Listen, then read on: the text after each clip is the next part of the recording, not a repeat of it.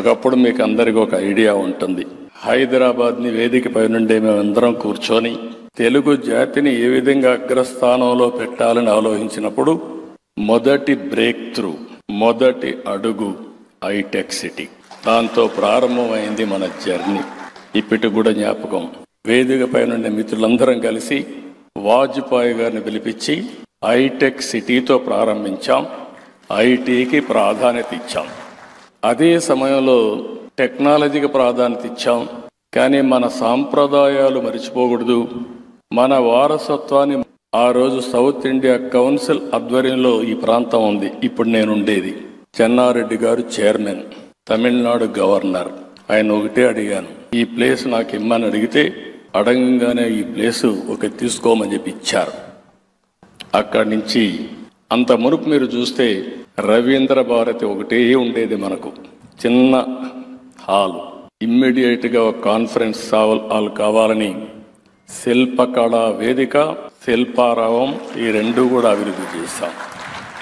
ఒక పక్క hitech city, ఇంకొక పక్క చుట్టుపక్కల ఐటీ కంపెనీలు, మధ్యలో మన సాంప్రదాయాల్ని ఎప్పటికీ గుర్తుపెట్టుకునే విధంగా శిల్పకళా వేదిక, శిల్పారావం ఏర్పాటు చేశాం.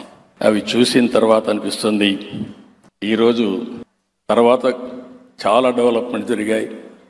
బిల్ క్లింటన్ వచ్చినప్పుడు 2 నగరాలుంటే ఈ 2 నగరాలకు 3వ నగరాన్ని యాడ్ చేయాలని హైదరాబాద్, సికింద్రాబాద్కి అదనంగా సైబరాబాద్ నగరాన్ని కూడా నామకరణం చేసి ఈరోజు సైబరాబాద్ని తీసుకెళ్ళాం.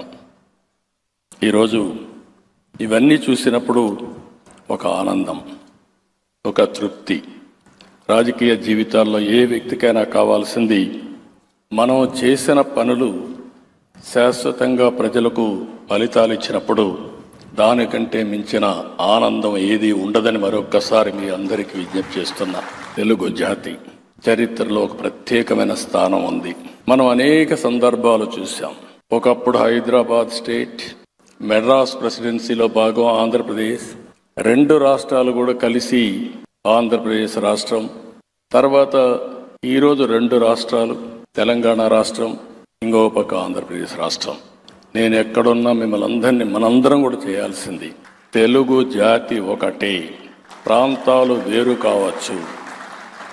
తెలుగు జాతిని ప్రపంచంలో నెంబర్ 1 స్థానానికి పెట్టడమే మనందరి యొక్క ఆలోచన. రాజకీయ పార్టీలు వేరు కావచ్చు. రాజకీయాల్లో కొంతమందికి అవకాశాలు వచ్చినప్పుడు వాళ్ళు పనులు చేయొచ్చు. ఈరోజు మనం గుర్తుపెట్టుకోవాలి, పివిఎన్ నరసింహారావు గారు ఈ గడ్డ మీద పుట్టిన వ్యక్తి ఆర్థిక సంస్కరించి దేశం యొక్క దిశ మార్చారు. ఇవన్నీ మనం గుర్తుపెట్టుకొని భవిష్యత్తులో కూడా తెలుగు జాతిని నెంబర్ 1 చేసే విధంగా ముందుకు పోవాలని మరొక్కసారి కోరుకుంటూ, ఈరోజు ప్రపంచం, నాకు ఏ డౌట్ లేదు, ప్రపంచంలోనే భారతదేశం నెంబర్ 1గా తయారయ్యే రోజులు తొందరలోనే ఉన్నాయి. ఇండియన్స్ ప్రపంచం మొత్తానికి నెంబర్ 1గా ఉంటారు.